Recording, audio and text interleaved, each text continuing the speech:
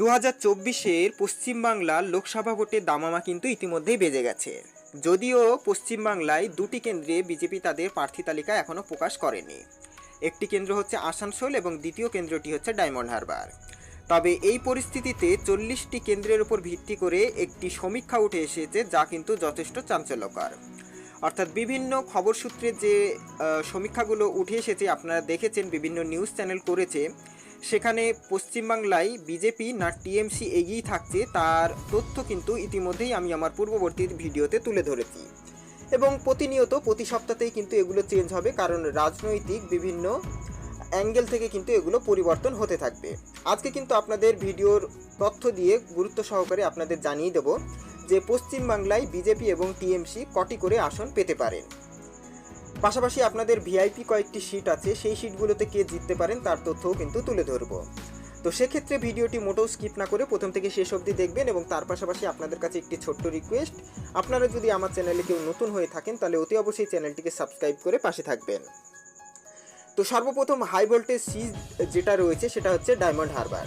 তো এখানে টিএমসির প্রার্থী অভিষেক ব্যানার্জি দাঁড়িয়েছেন এবং এর বিপরীতে এখনও পর্যন্ত কিন্তু কেউ কোনো প্রার্থী দিতে পারেননি। যদি বিজেপির কথা বলি বা বাম কংগ্রেস বলি, সেক্ষেত্রে কোনো পার্টি কিন্তু এখনও প্রার্থী তালিকা প্রকাশ করেননি। তবে সূত্র মারফত এই সমীক্ষা থেকে যেটা জানা যাচ্ছে, সেখানে কিন্তু অভিষেক ব্যানার্জি কিন্তু এই কেন্দ্র থেকে জিতবেন। দেখুন, সমীক্ষা কিন্তু বিভিন্ন সময় পরিবর্তন হতে পারে এবং বাস্তবের সাথে ফলাফলের সঙ্গে নাও মিলতে পারে। তাই এই বিষয়টিকে অতি গুরুত্ব সহকারে কেউ দেখবেন না, ফাইনাল ফলাফলের অপেক্ষায় আপনারা কিন্তু থাকবেন। তবে সমীক্ষা বা সূত্র মারফত ওপিনিয়ন পোল যেটা উঠে আসছে সেটাই কিন্তু আপনাদের সামনে তুলে ধরছি। দ্বিতীয় যে কেন্দ্রটি রয়েছে সেটা হচ্ছে আসানসোল। তো আসানসোল থেকেও কিন্তু এই মুহূর্তে বিজেপি কোনো প্রার্থী তালিকা ঘোষণা করেনি।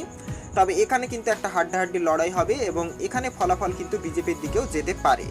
তবে যখনই নতুন প্রার্থী তালিকা ঘোষণা হবে, পরবর্তী ক্ষেত্রে কিন্তু এই কেন্দ্রটি নিয়ে গুরুত্ব সহকারে আপনাদের সামনে আলোচনা করে তুলব।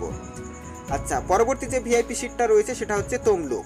তো এখানে আপনারা সকলেই জানেন যে বিজেপির প্রার্থী এক্স জাস্টিস গাঙ্গুলি দাঁড়িয়েছেন এবং অপরদিকে টিএমসির প্রার্থী দাঁড়িয়েছেন হচ্ছে দেবাংশু ভট্টাচার্য। তবে সূত্র মারফত যে খবর পাওয়া যাচ্ছে, এখানে কিন্তু বিজেপির প্রার্থী অভিজিৎ গাঙ্গুলি জিততে চলেছেন। তবে ভোটের মার্জিন কিন্তু 20 থেকে 30,000 হতে পারে। পরবর্তী যে ভিআইপি সিট রয়েছে সেটা হচ্ছে আপনার হুগলি। এখান থেকে বিজেপি প্রার্থী দাঁড়িয়েছেন লকেট চ্যাটার্জি এবং অপরদিকে টিএমসির প্রার্থী দাঁড়িয়েছেন রচনা ব্যানার্জি। এখানেও কিন্তু যে সূত্র মারফত সমীক্ষা উঠে আসছে, তাতে কিন্তু লকেট চ্যাটার্জি এই কেন্দ্র থেকে প্রায় 1 লাখ ভোটের ব্যবধানে জিততে চলেছেন, এমনটাই কিন্তু সূত্র মারফত জানা যাচ্ছে। পাশাপাশি আপনাদের মতামত অতি অবশ্যই কমেন্ট বক্সে লিখে জানাবেন, কোন কেন্দ্র থেকে কে জিততে পারেন সেটা কিন্তু অতি অবশ্যই তুলে ধরবেন। পরবর্তী যে সিট সেটা কিন্তু রিসেন্টলি আমরা জানতে পেরেছি, অর্থাৎ বীরভূম। এটাও কিন্তু একটা হাড্ডাহাড্ডি ফাইট হবে। এখানে কিন্তু বিজেপির প্রার্থী রয়েছেন দেবাশিস ধর, এক্স আইপিএস, এবং অপরদিকে টিএমসির প্রার্থী রয়েছেন শতাব্দী রায়। তো এখানেও কিন্তু ভিআইপি সিট বলাই যেতে পারে এবং এই সিটটিতেও কিন্তু যথেষ্ট গুরুত্বপূর্ণ রয়েছে। তবে সূত্র মারফত যে খবর পাওয়া যাচ্ছে, এখান থেকেও কিন্তু বিজেপির প্রার্থী জয়ী হতে চলেছেন।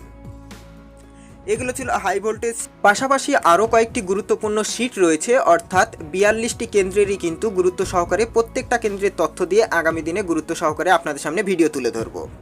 এখন মোটমাট বিষয়, অর্থাৎ 42টি কেন্দ্রের মধ্যে কে কটি সিট পেতে চলেছেন তার তথ্য আপনাদের সামনে তুলে ধরছি। তো এক্ষেত্রে যে বিষয়টি জানা যাচ্ছে, বিজেপি কিন্তু পেতে পারে হচ্ছে 24 থেকে 28টি সিট পশ্চিমবাংলায়।